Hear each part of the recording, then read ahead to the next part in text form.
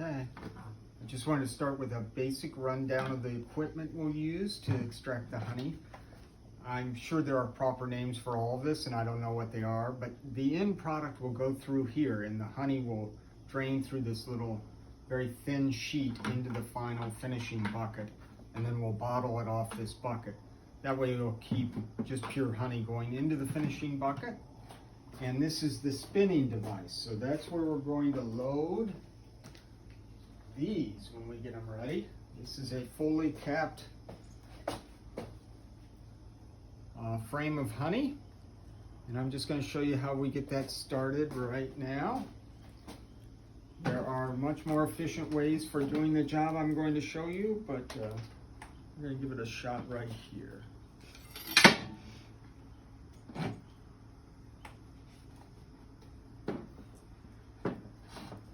So all I'm doing here is just taking the cap, the capped honey, exposing the honey below it so that I can use that spinning machine to take it out. And this is not a very fully capped frame of honey, so I gotta decap it using the little fork here. It's nice when you get that knife that can decap all of it all the way down, but it's not what we're going to deal with here. And you can see the honey in there now. It's ready to flow out.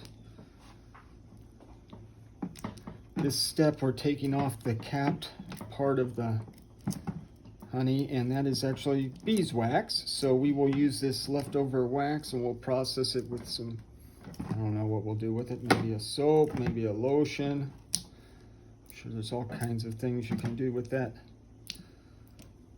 part of the honey's work, or the bees' work.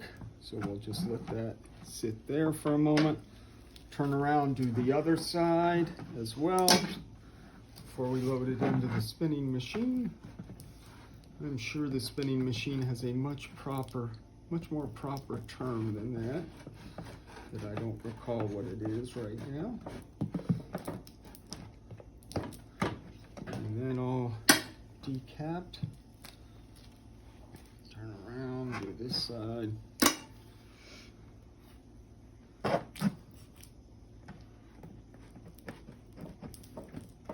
And I'm sure there are people that do this much more efficiently than I'm showing you right now.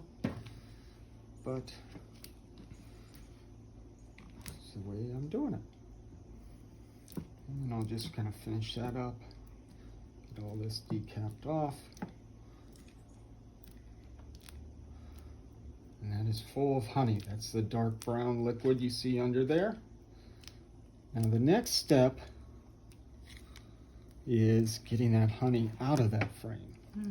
Smells good. Yeah, it does smell good, doesn't it? Mm-hmm.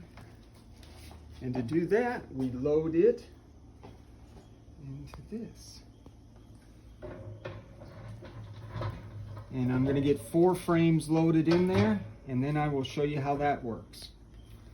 So, that is that. And if you want to take a break